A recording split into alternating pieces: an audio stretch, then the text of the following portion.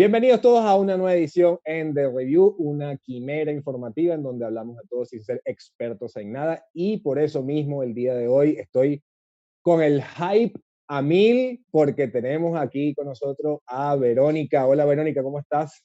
Hola Dani, bien, ¿y tú? Verónica tiene su título de medicina en la UCB, tiene un posgrado de cirugía general y actualmente se encuentra haciendo un posgrado de cirugía torácica en Madrid, en el Hospital Clínico San Carlos. Verónica, de verdad, de antemano te digo que muchísimas gracias por aceptar esta invitación que tenemos. Eh, Nos gusta de vez en cuando poner contenido de verdad serio, porque usualmente lo que nosotros hacemos es un poquito más de conversaciones entre amigos, ¿no? Pero Gracias esto me gusta porque es un poquito para ayudar a informar y de verdad que me da mucho, mucho hype esta conversación. por invitarme. Primero que todo, bueno, vamos a hablar un poquito de la situación del mundo, entre otras cosas. Eh, Sabes que me siento ante esta situación con el coronavirus, con la pandemia, me siento un poquito como extrañado quizás, porque, a ver, siento que las medidas han sido como muy variantes, se han cambiado muchas señales, la misma OMS ha dicho informaciones cruzadas y quiero antes que todo me deje un poquito de luces porque de verdad que es extrañísima esta situación, o por lo menos para mí, ¿no? Para el público en general. Sí, o sea, yo creo que todos tenemos esa misma sensación que tienes tú y creo que en parte radica porque la situación es muy diferente en cada país o en cada continente. Entonces la OMS, que es algo mundial, algo global, intenta dar sus recomendaciones, pero cada país está en una fase diferente, por decirlo así, de pandemia y entonces las recomendaciones se pueden aplicar de formas distintas. Y además, también influye el hecho de que cada país tiene recursos distintos, entonces no pueden aplicar quizás todas las recomendaciones al pie de la letra o de la mejor manera porque no cuentan con los recursos, bien sea humanitarios o materiales o infraestructurales para poder sobrellevar toda esta situación. Y es cierto que también nos da la sensación de que constantemente las recomendaciones cambian. Hay algunas que sí se mantienen constantes y que son en general para cualquier otra enfermedad viral, pero hay otras que sí van cambiando y nos da como un poco de incertidumbre, por lo menos a la población en general, de ¿será que los que están dando las recomendaciones realmente están preparados, realmente tienen los conocimientos, saben lo que se avecina o simplemente es una prueba de ensayo y error? Vamos a ver qué es lo mejor. Y bueno, yo creo que esa es la sensación que nos da a todos, pero tenemos tiempo que no sufrimos una pandemia tan grave como esta y yo creo que nadie estaba realmente preparado para algo como esto, ningún sistema de salud estaba realmente preparado para algo como esto. Sí, y es extrañísimo porque siento que no, o sea, claro, teníamos mucho tiempo que no nos pasaba, pero ya nos ha pasado, no es que es la primera vez que nos pasa. Entonces siento que como que nos agarró a todos con los pantalones abajo, como dicen las personas, ¿no? O sea, es un poco Exactamente. extraño. Ahora me gusta que mencionaste una palabra muy importante que es virus. O sea, ¿qué es el COVID y qué se diferencia a otros tipos de virus? Bueno, empezando porque existen distintos organismos o microorganismos que pueden ocasionar enfermedades en el ser humano, ¿no? Están las bacterias, los virus, los parásitos y los hongos. En general, las bacterias, parásitos y hongos son seres vivos propiamente que tienen capacidad de multiplicarse, crecer y reproducirse fuera, incluso en el medio ambiente o bien sea dentro del ser humano. Mientras que el virus es un microorganismo, es mucho más pequeñito, no tiene como tal la capacidad de reproducirse por sí mismo, sino que necesita entrar a una célula de nosotros y utilizar la maquinaria de nuestra célula para poder replicarse y producirse. Entonces, nosotros lo podemos conseguir en la superficie de algunos sitios, como por ejemplo, por eso tenemos que tener precaución en no andar tocando cosas, lavarnos las manos, etcétera, pero por sí mismos ellos en esa superficie de una mesa, por ejemplo, no van a ser capaces de reproducirse, simplemente están en el aire. Una vez que entran al organismo es que pueden comenzar a replicarse y ocasionar la enfermedad como tal. Existen distintos tipos de virus, generalmente se clasifican en dos grandes grupos dependiendo del material genético que contengan, los de ADN y los de ARN. El coronavirus un tipo de virus de ARN y básicamente tiene el nombre coronavirus porque está rodeado como una especie de corona, como una especie de cápsula de proteínas, por decirlo así. Existen distintos tipos de coronavirus. De hecho, antes de este tipo de coronavirus que ocasionó la pandemia, normalmente los coronavirus lo que ocasionaban era el resfriado común, una típica rinitis o faringitis o una bronquitis que uno se curaba solo a los 3, 4 días y ya está, sin ocasionar fiebre ni síntomas graves. ¿Qué ocurre? Al parecer ha ido mutando poco a poco y hemos creado esta cepa de coronavirus que es mucho más fuerte, mucho más grave y crea síntomas más graves porque no tenemos los anticuerpos, por decirlo así.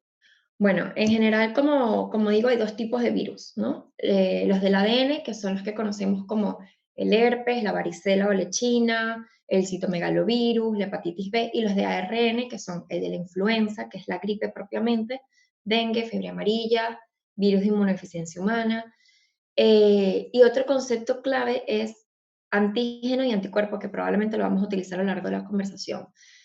Imagina como si el virus fuese una piña, una ananá, la fruta, y que tiene los pinchitos a su alrededor. Estos son, el virus sería la piña, la fruta, y los pinchitos son los antígenos, que el virus lo expresa en su superficie.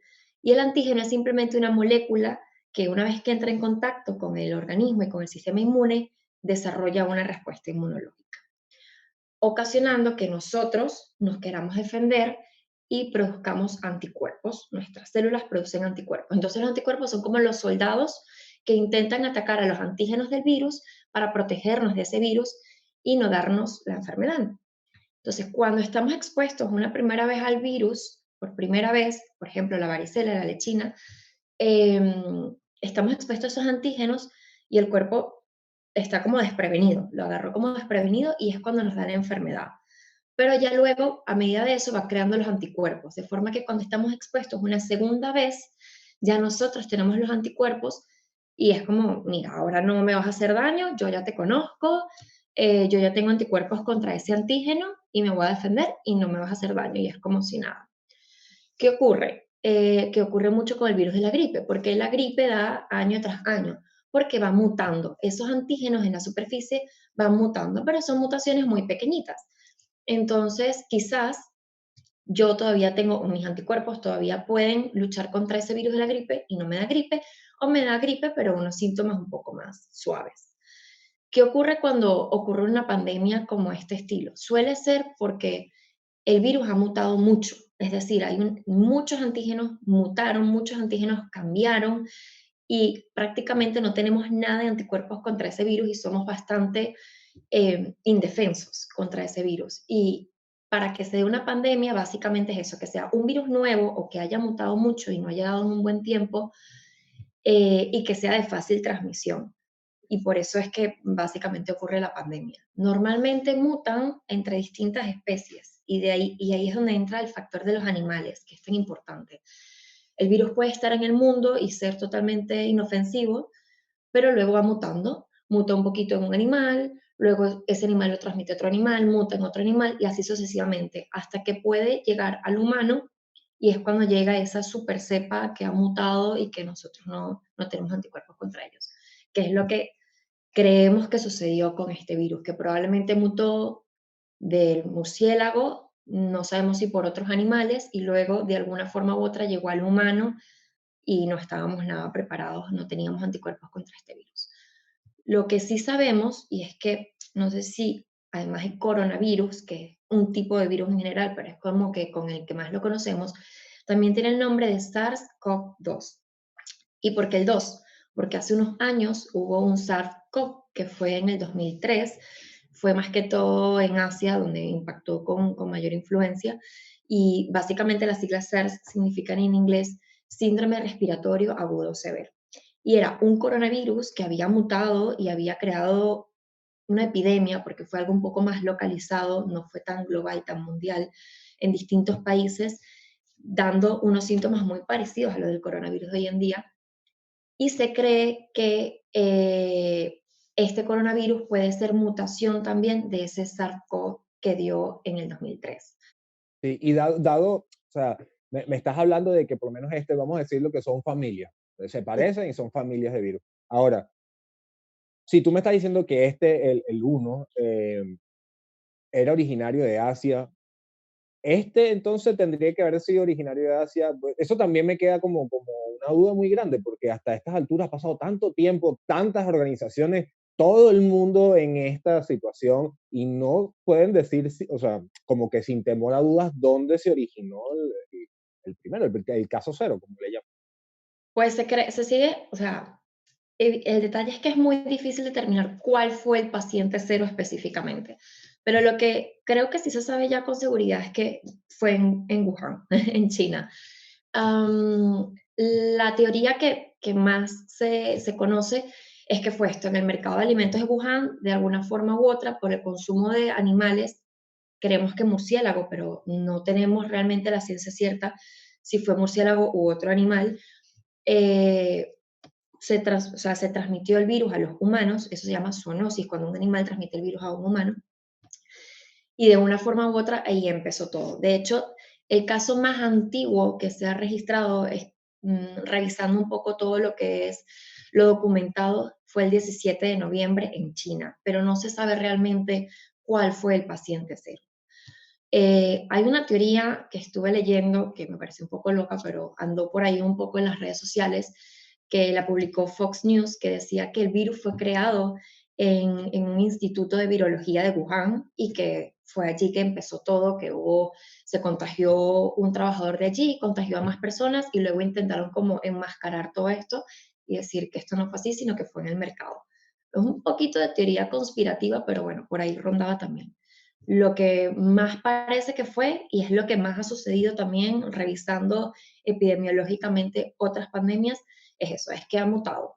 El virus muta entre los animales y de repente es capaz de infectar a un humano y el humano ya no tiene los anticuerpos contra ese virus y somos totalmente indefensos. Entonces yo creo que el paciente cero, por decirlo así, del mundo probablemente sea en Wuhan, China.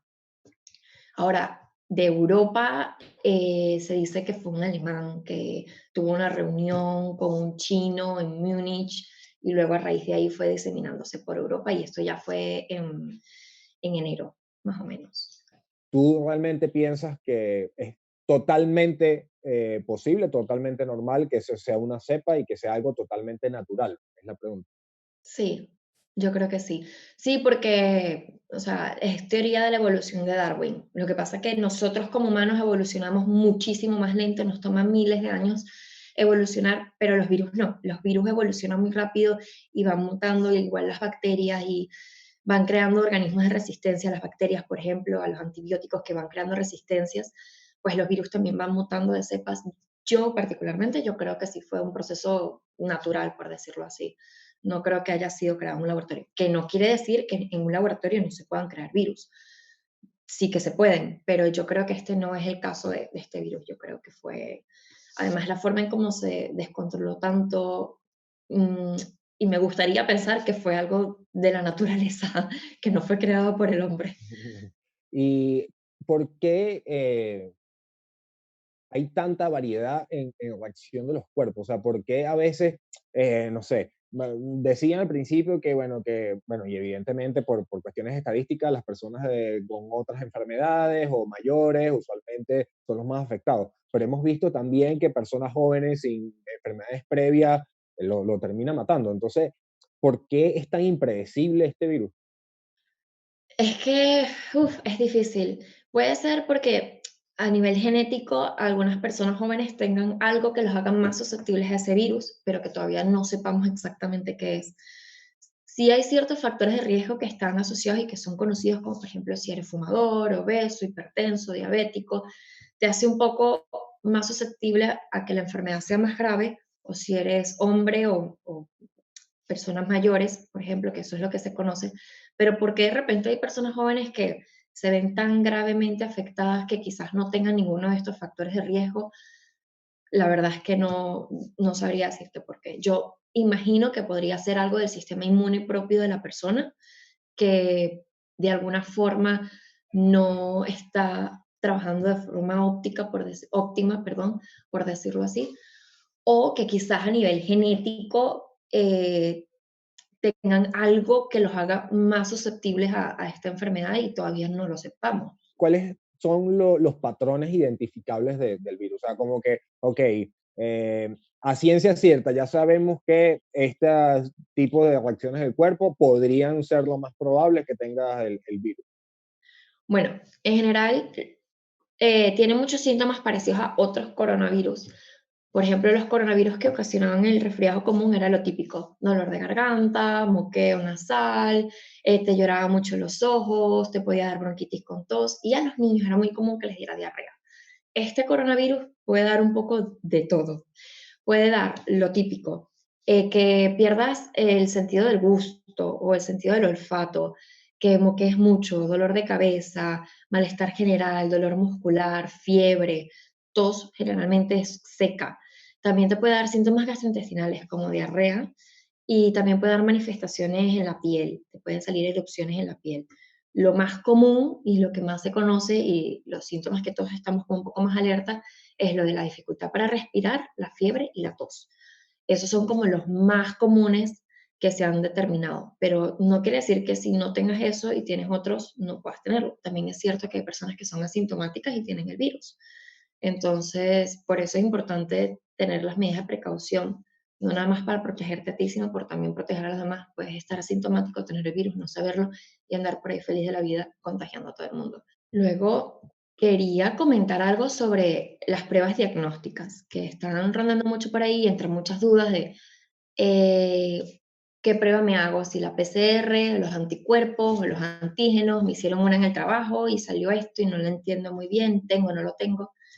Entonces, la PCR lo que mide realmente, y es una de las más específicas y la que está como aprobada, por decirlo así, o la que se recomienda para el diagnóstico, lo que mide es el ADN del virus, el ARN en este caso, mide el material genético del virus y es como súper específica. Mientras que hay otra prueba que se llama antígenos, que lo que hace es detectar los antígenos de la superficie del virus, no el contenido genético que tiene en su interior, sino los antígenos de superficie, lo de los pinchitos de la ananá. Las dos son buenas pruebas.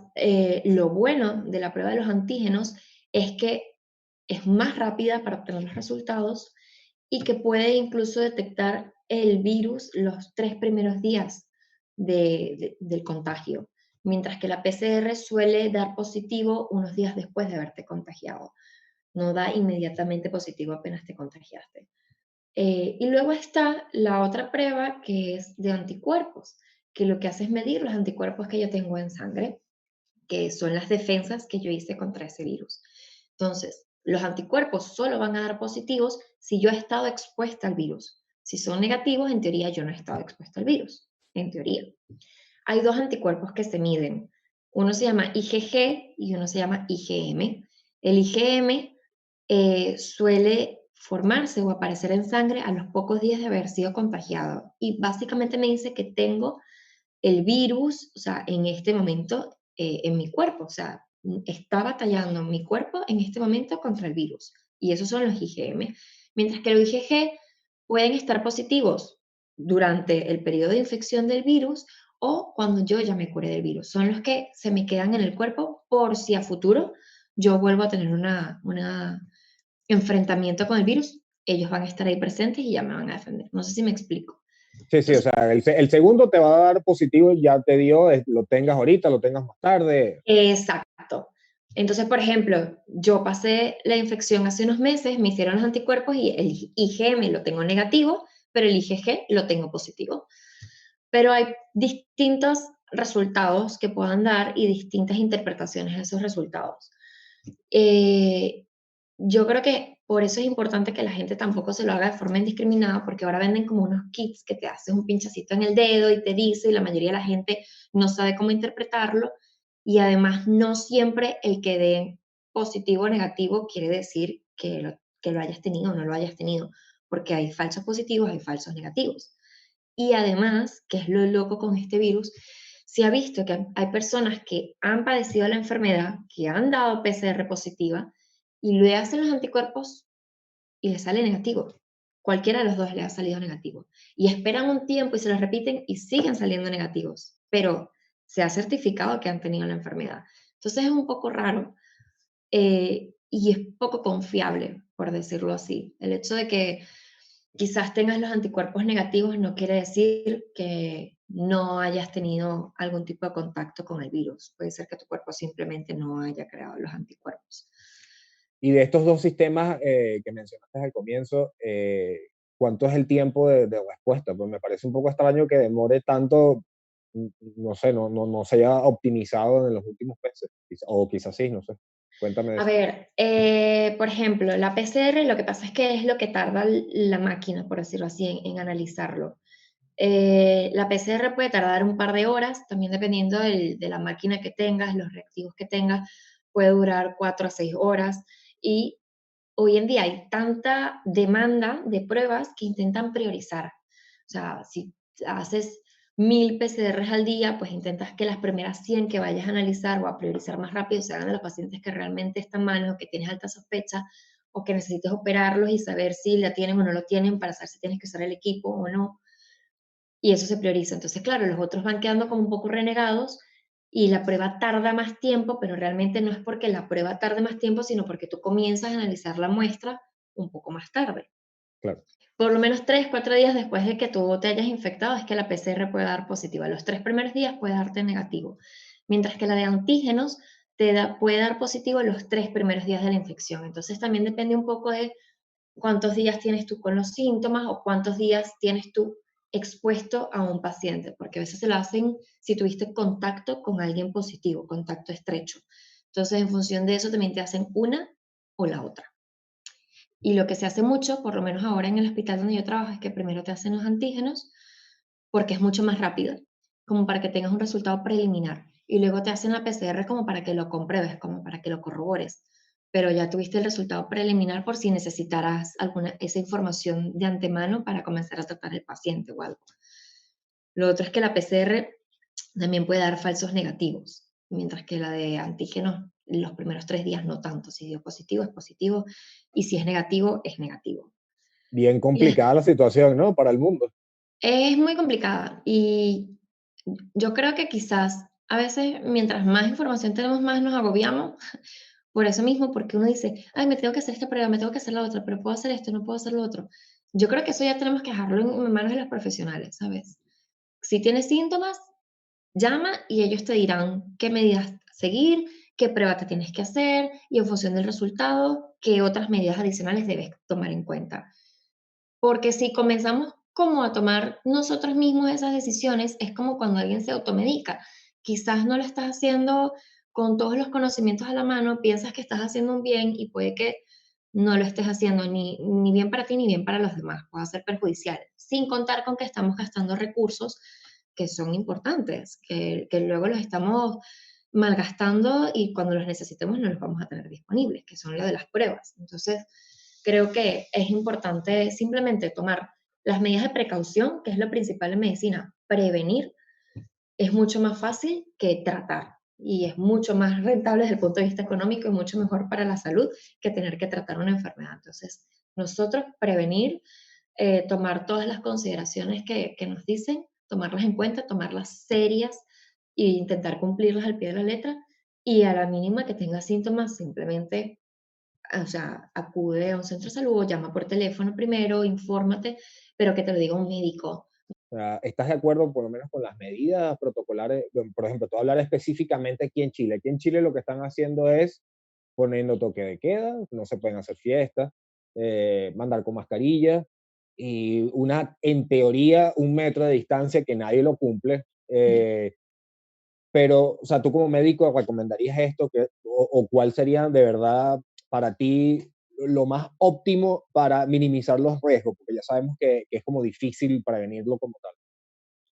Yo sí estoy de acuerdo con las medidas, porque una pandemia se convierte en pandemia más que por lo transmisible que es el virus, es por el comportamiento social. O sea, nosotros, nuestro comportamiento es lo que lo convierte en una pandemia y lo que hace globalizarlo.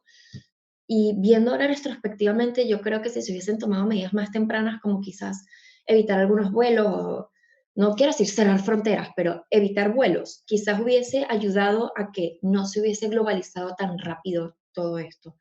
Y sí estoy de acuerdo con esas medidas. De hecho, son las recomendaciones que hace la OMS, que intentar contener los contagios, o sea, detectar los casos rápido e intentar detener los contagios. Y en algunas comunidades en las que ya se ve que hay muchos casos, pues intentar aislar la comunidad, por decirlo así. Aquí también se están tomando varias medidas similares a esas de que no se permiten reuniones más de 6 personas, todos los locales cierran a las 10 de la noche. En este caso particular, que fue una medida recién de este fin de semana, no puede salir de Madrid, en mi caso que vivo en Madrid. Las medidas son un poco determinadas por comunidad, porque es cierto que si la zona no está tan afectada, pues puedes dar un poco más de margen a que las personas hagan su vida normal.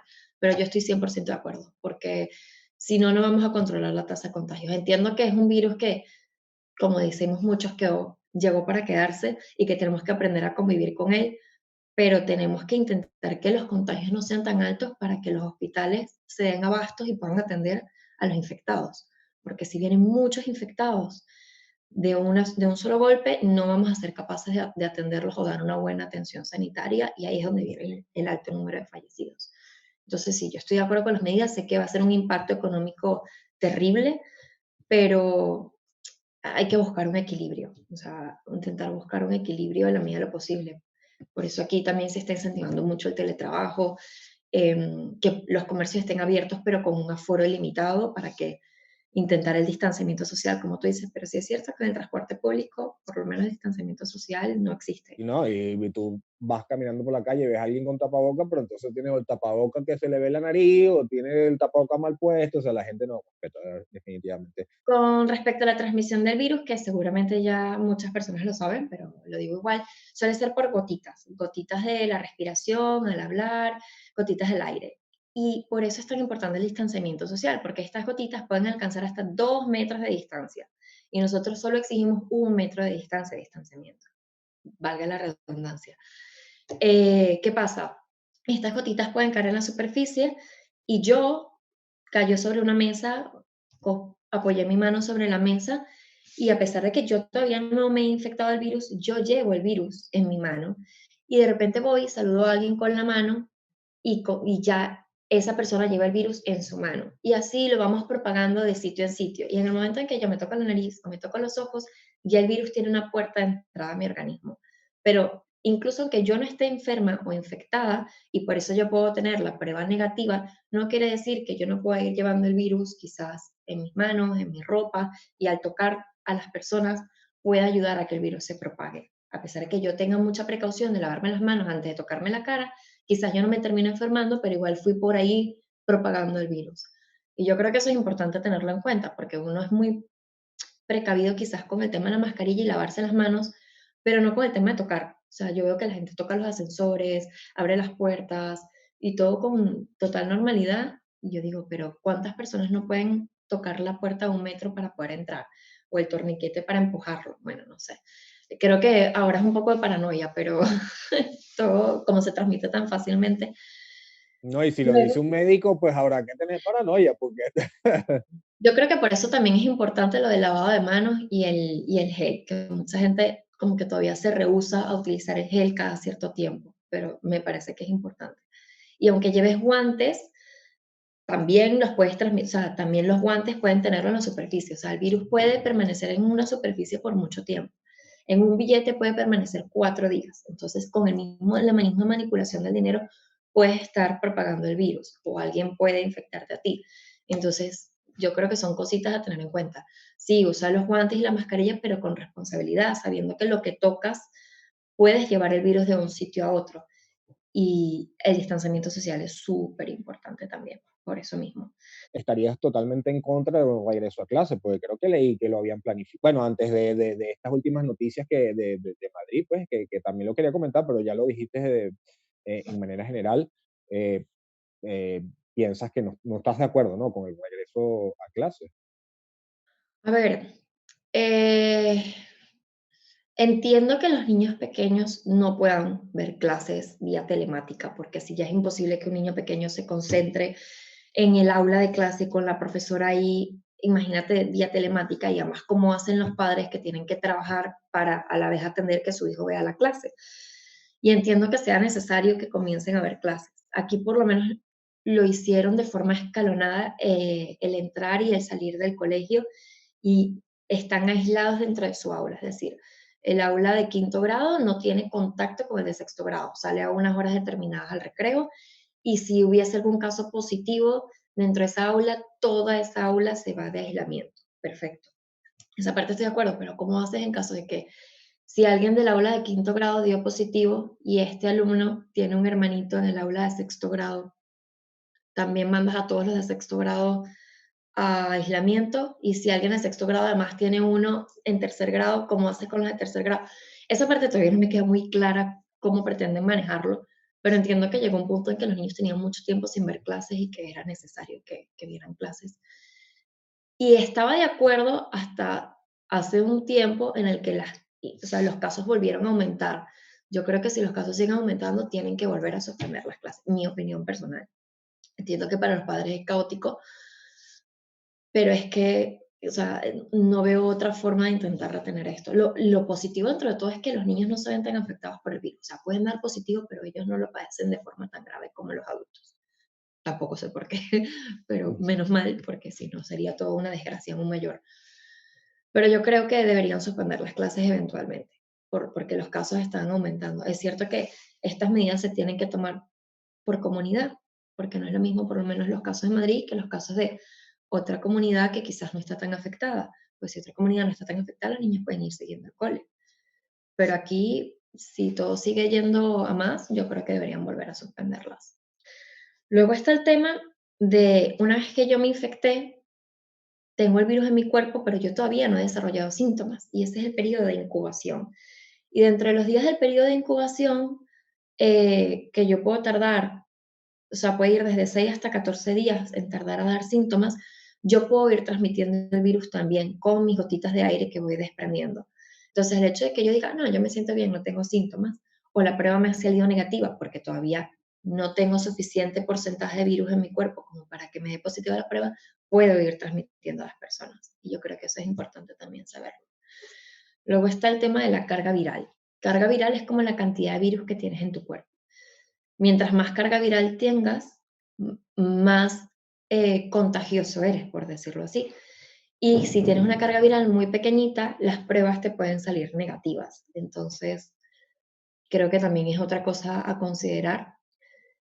No quiero que la gente entre en paranoia de ahora hacerse las pruebas cada 5 días y que, ay, es que salí negativo, pero eso no quiere decir que no tenga, me lo voy a repetir en 5 días. Simplemente con tener las precauciones es suficiente. Y aunque sientas que tengas los síntomas, por lo menos la recomendación aquí es no vayas al hospital de buenas a primeras, llama por teléfono y ellos te dirán qué paso seguir, cómo hacerte las pruebas y lo demás. Y la mayoría de las veces simplemente te dicen, quédate en casa, cumple aislamiento por 14 días y ya luego te hacemos la prueba para ver si eres negativo o positivo, que por eso mismo, porque puedes todavía salir negativo a pesar de que tengas los síntomas.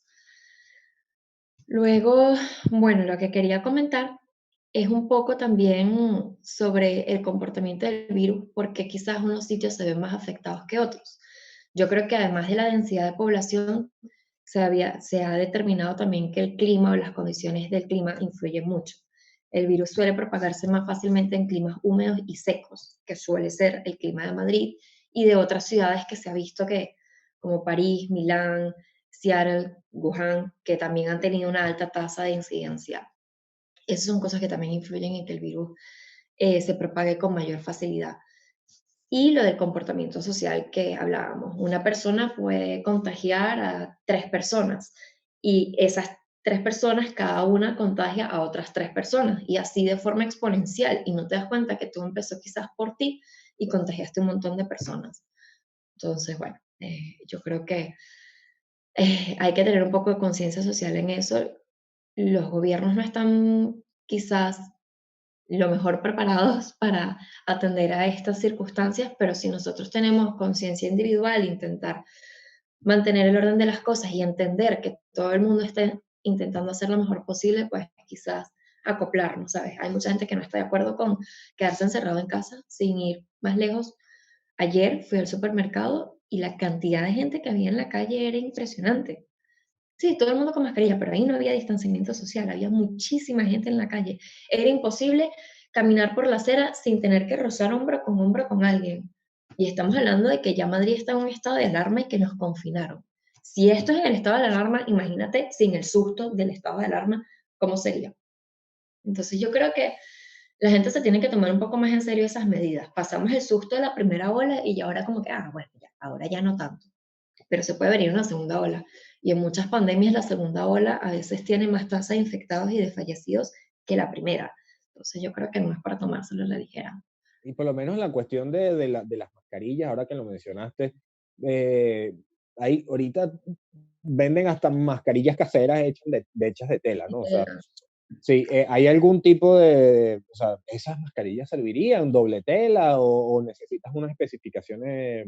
Porque de entrada, lo primero, lo primero que se empezó a ver, la gente salió como loca a comprar las mascarillas que son las médicas, las K, no me acuerdo cómo se llaman, que tienen un... Las K95, las FFP2, FFP3, sí. Exacto, entonces estas mascarillas, digamos que como reguladas, que pasan por un proceso de chequeo por una entidad médica, pero como se ha visto tanto de ponte cualquier cosa, yo he visto gente con bufandas, pues, o sea, Bueno, entonces, yo creo no que sé, claro, dime.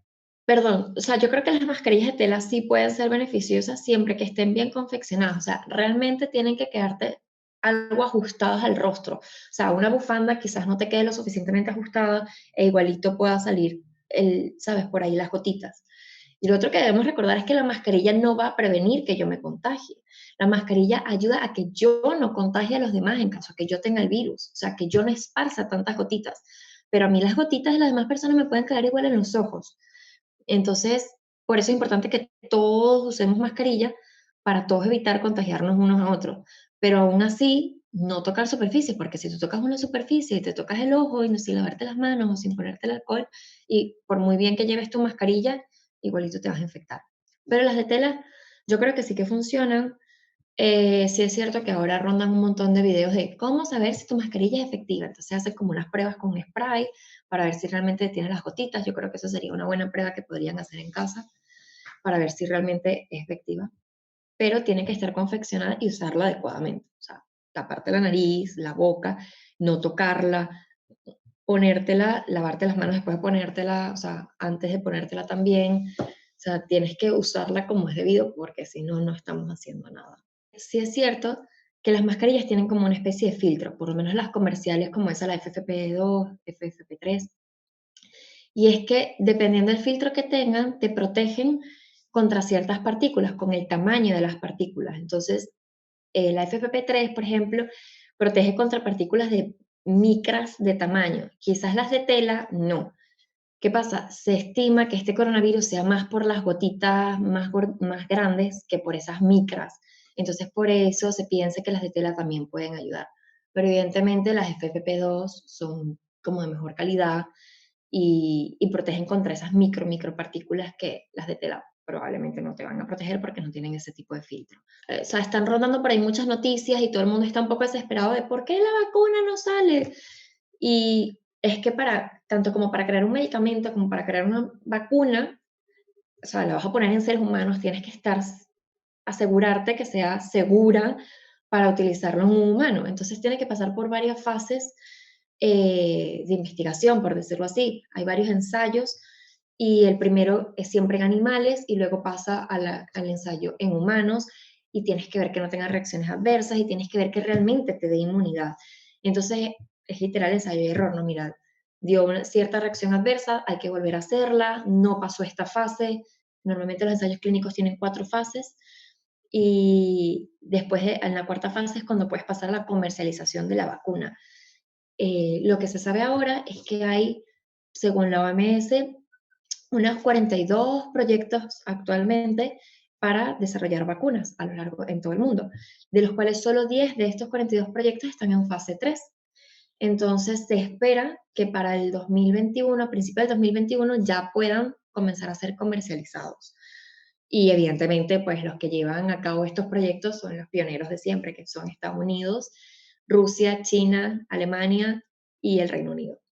De nuevo entra el tema de que el virus puede mutar. Entonces, yo lo que no sé es si para cuando llegue la vacuna quizás el virus haya mutado un poco y la vacuna pueda no ser 100% efectiva en algunas personas. Quizás como la gripe, que todos los años nos tenemos que vacunar contra la gripe porque se estudian las cepas de la gripe, las mutaciones, las recombinan y crean una nueva vacuna para las nuevas cepas de la gripe. Pero no todo el mundo les es efectivo la vacuna. Tú te puedes vacunar como la gripe y a las 2 semanas te da gripe. Entonces dices, me vacuné y no me hizo nada.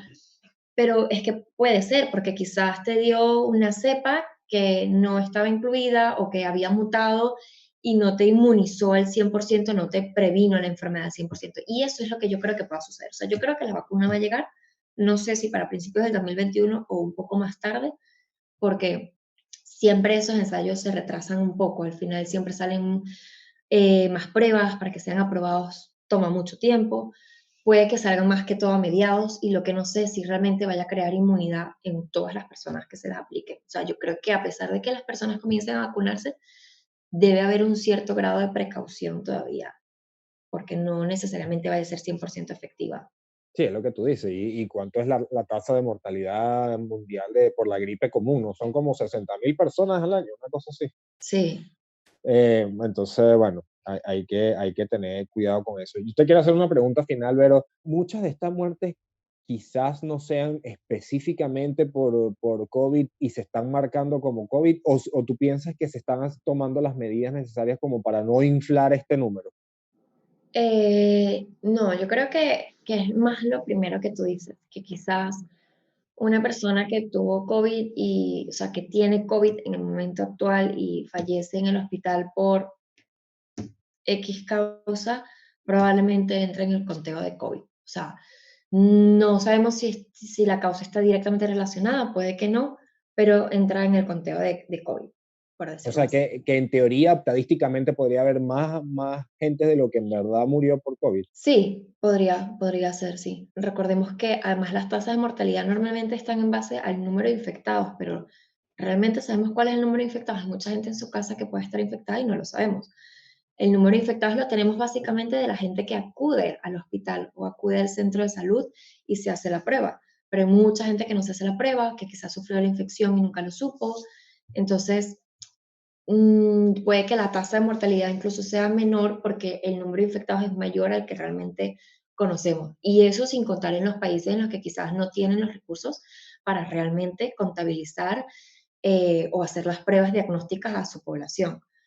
Y que probablemente otros países tienen datos epidemiológicos por debajo, o sea, no tienen el número de fallecidos real contabilizado.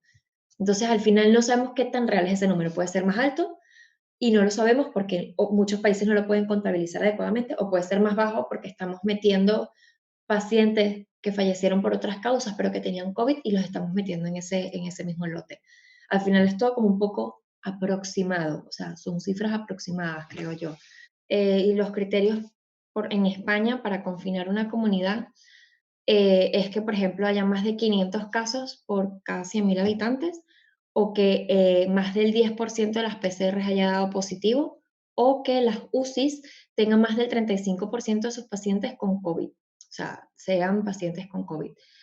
Y el detalle que yo creo que ha sido como la contraparte, España se divide en comunidades y son comunidades autónomas, entonces pueden tomar sus propias decisiones, por decirlo así. Y ha habido una guerra política entre la presidencia del país y los ejecutivos de la comunidad autónoma de quién toma la decisión sobre quién, y uno se ha querido imponer sobre el otro. Y al final, por lo menos en nuestro caso de Madrid, que fue reciente, fue como, no, no los vamos a confinar, sí, sí los vamos a confinar, no, no los vamos a confinar. Y al final todo el mundo como, ¿qué vamos a hacer? Y ahí es cuando yo digo que quizás eso puede influir también negativamente en que una epidemia o una pandemia se esparza de forma tan rápida. El tema político, ¿sabes? Que las decisiones se están tomando de cara a político y no o sea, no en base a algo epidemiológico o en base a sustentación médica, por decirlo así. Y bueno, eso en general. Y luego que también es cierto que la capacidad de respuesta de cada país es diferente, y eso, lo que habíamos hablado antes de los insumos y ya cómo está estructurado el sistema de salud sanitaria y la gestión sanitaria de cada país, eso puede influir mucho en que las cosas se salgan de control o no. De hecho, hay un índice que puede medir que capacidad sanitaria o qué índice, qué capacidad de respuesta pueden tener ante una pandemia o ante una epidemia cada país. Y dentro del índice se evalúan distintos parámetros y se da una puntuación. Y en teoría, España está en el número 15, o sea, dentro de la lista de países, el país que mejor está preparado, que tiene el índice más alto es Estados Unidos, luego viene Reino Unido y así sucesivamente, y nosotros España el 15, y tú dices, ¿cómo 15, que es un número bastante aceptable? ¿Cómo se salieron tanto las cosas de control en España? No entiendo. Y yo creo que todo fue un poco por que teníamos los recursos, pero fue mala gestión de los recursos. Sí, yo estaba leyendo noticias de allá y me parece que fue ayer o antier que hicieron una especie de operativo y encontraron fiestas clandestinas, 80 personas metidas en un local y bueno, y para de contar. Bueno, Eso sí, es lo que tú dices, la responsabilidad social, ¿no? Hay que hacerlo lo mejor posible, aunque yo siento que vamos eh, a vivir con esto, que esto no va a terminar propiamente como alguna otra enfermedad que la podamos matar, pero sí pienso que vamos a llegar a una especie de normalidad y que vamos a tener que aprender a vivir con eso. Y fíjate, Japón, yo no he visto a nadie en Japón que no sé, que diga que tiene problemas respiratorios por llevar la mascarilla. Y ellos acostumbran a llevar mucho las mascarillas en lugares públicos desde siempre, pues no, es una cuestión social ya. Entonces creo que todos tenemos que aportar un poquito en ese sentido. Bueno, Vero, de verdad, gracias por aceptar la invitación. El equipo te estará siempre eternamente agradecido. Espero, oye, que participes nuevamente, no únicamente bueno, con el COVID, que ya es una cuestión general y que todos nos interesa saber, pero más con otras cosas, con otros temas, de verdad que nos gustaría que volvieras a estar con nosotros. gracias, gracias. Muchas gracias. A ver qué otra cosa puedo ayudar o aportar. Pues me encantaría, cuando quieras. Recuerden a todos un like gigante. Oye, encantado de tenerte, Vero. Comentarios aquí abajito y hasta una siguiente ocasión. Chao. Un beso. Chao, chao.